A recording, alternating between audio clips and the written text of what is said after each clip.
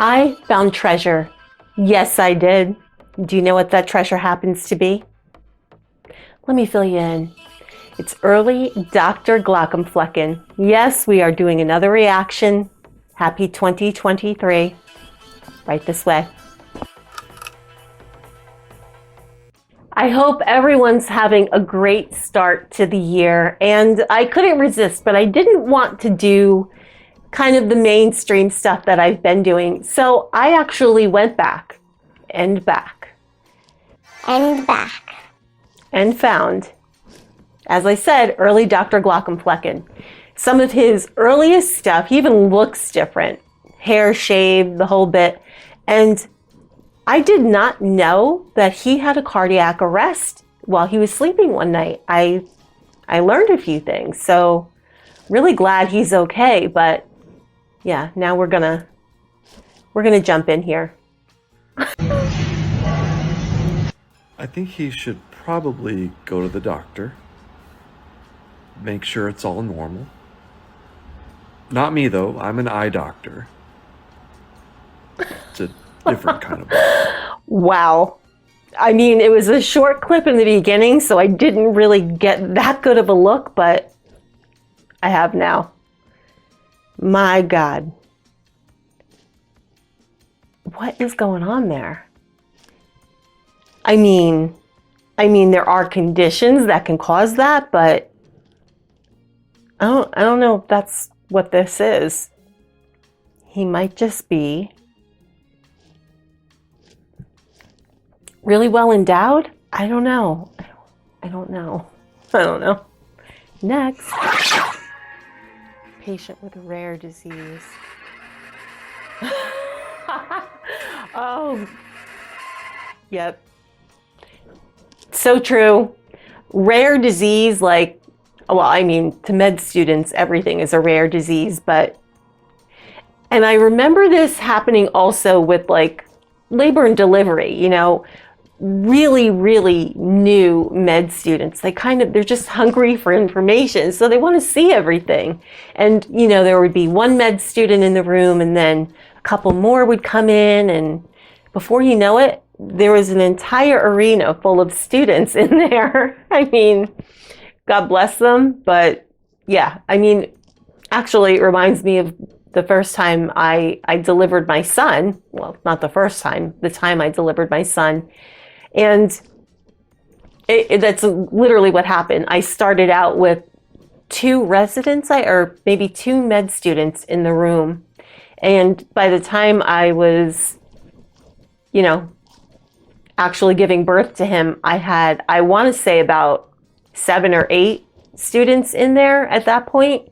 And, you know, you kind of just, there's so much going on, and, you know, you're having your child, you're not really thinking about it. But I was very aware of the fact that I had like a stadium full of people staring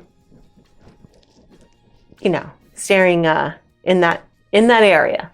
It was a little disconcerting, actually. But next. 4 hours into surgery. Oh, I wonder if that's his daughter. Probably. Oh, Anesthesia. Oh, she's cute. That's cute, with the little bear in the operating room. Is that a mop? Looks like a mop is an IV pole too. Gotta love it. I love how he dressed her up in her little doctor's jacket, or maybe that's just a white shirt. I don't know. Little unicorn bear. Very cute. Okay, he dropped it.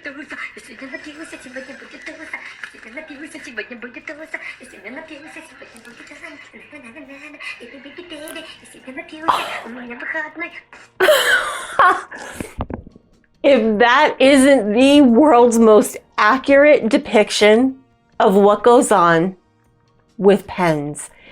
I don't know what it is about healthcare professionals and losing their pens. It is an actual thing.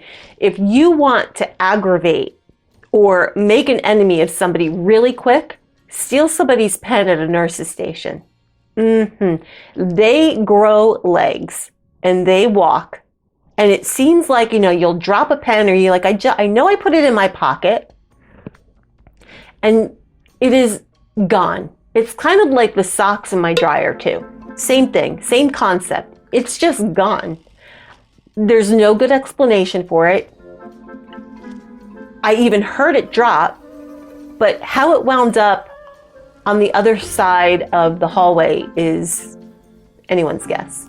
Anyone's guess. So that, funny, but accurate. So accurate. Okay.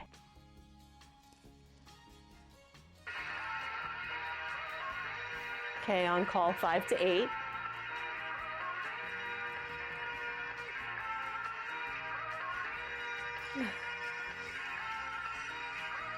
Yep, watching the clock. Been there.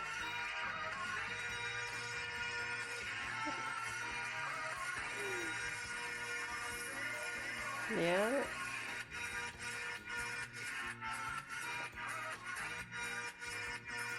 And then you're just standing around trying to act normal, go on with your day, but you're just waiting for that phone to ring or that beeper to go off. Yep. And then the tension just drops when you see that you hit that point. However, what's different for me with this is I would have never gotten a night's sleep. I always used to say, I'm on call, okay, great, fine. And everybody's like, oh, you didn't get calls, it was a quiet night, whatever. But when you are on call, you never quite relax. I'd almost rather that I just be at work, because waiting for that pager or that phone to ring, especially in the middle of the night, I couldn't relax. I could not relax. Like, I used to think, should I sleep in my scrubs, especially when I was doing hospice. That is a whole other realm. But I just couldn't relax. That depiction right there, spot on, accurate. However, normally when my alarm would go off in the morning and I'd open my eyes, and you can all tell me if you do the same thing, anybody out there who's been on call, my immediate reaction as soon as I wake up is, oh my God, where's my phone? Where's my page? Like, where is it? Oh my God, did I miss calls? Oh my God, oh my God. And it's a moment of unraveling until you grab that phone and you're like, oh, okay, I did not get any calls. Like, you always think, I'm going to sleep through something, I'm going to miss something. But yeah, no, accurate. All right, let's see what we got here. How you doing? Is this supposed to be a tourniquet? It's a pretty big tourniquet. Yep.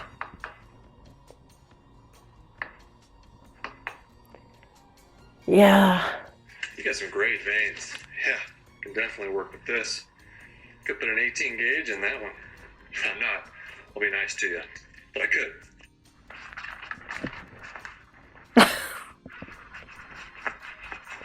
I think I've probably said that a million Seriously, times. I could do this on blindfolded. I've said that too. You don't believe me? All right. And we're in. Oh shit, that's a lot. I haven't gone that far, but ironically, I have said that so many times. Wow, you have awesome veins. I could get an 18 gauge. Not that anybody really knows what that means, but I can get an 18 gauge in there, or, oh, I don't even need a tourniquet. And 9 out of 10 times, for whatever reason, they're the ones you miss. They're the ones I miss. Somebody can come in with pipes. I'm like, oh, this is great. I could throw that thing in from across the room. Nope. No. Mm-mm. Take a look at this EKG and tell me what you think. Oh, I know this song. Something happening here. What it is ain't exactly clear. I get it. What's funny about this is, I remember when I first got up on the units in the ICU, and I could read an EKG. I knew what a normal rhythm looked like, but then after I went into critical care training,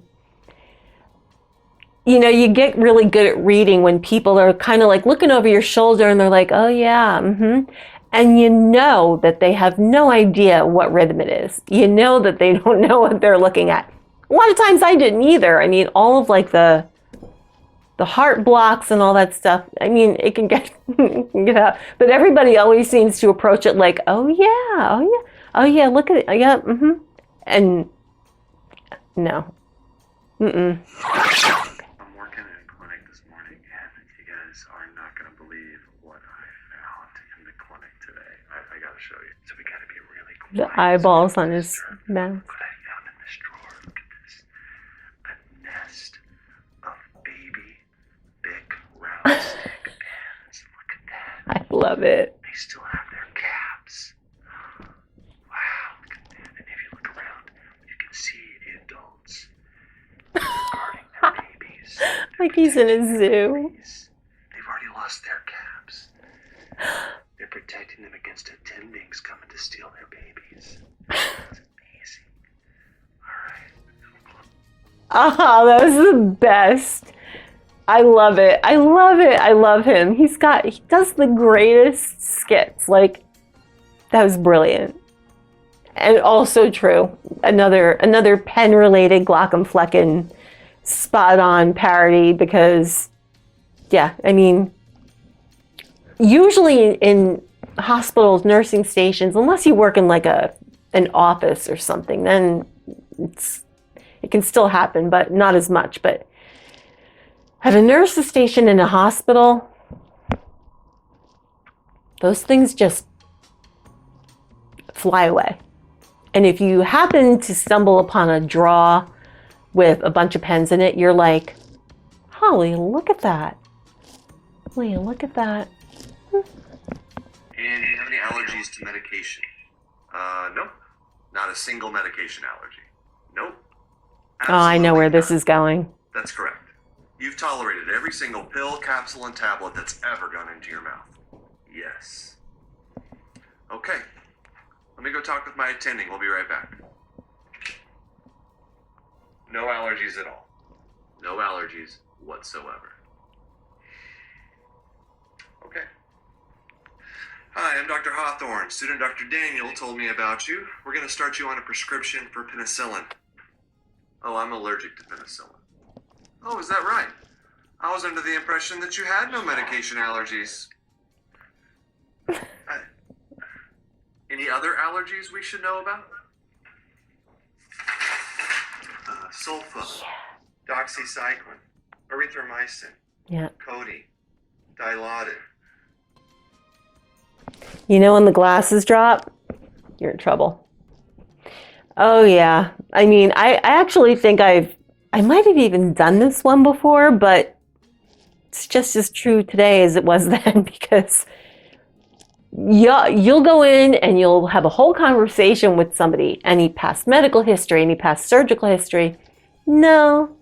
And then you'll ask them, what meds are you on? And they give you a laundry list of stuff. Cardiac meds, chemo drugs, GI things, renal, yep. Accurate, again.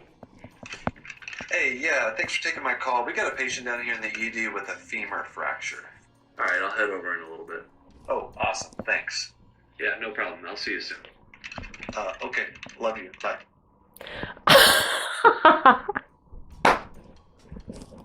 I've done this. I have done this. I've done it. Love you too. I have not only done that with, physicians and other, nurses even that I'm talking to. It's just, it naturally comes out of my mouth. I've done it with friends. I've done it with, parents of my kids' friends, and I've done it so many times. But the funniest is when it happens when you're at work and you're on the phone with like an attending and you're like, okay, bye, love you. And you're like, oh my God, did he hear that? Did he hear that? Only one time, many, many years ago, only one time did I have a physician kind of giggle and laugh and say, I love you too. Other than that, everybody just kind of goes quiet for a second and then you hear the dial tone. It just kind of ends, but all right. So this was short but sweet. Dr. Glaucomflecken. I think this is like the third or the fourth one I've done down. So see you in the next video.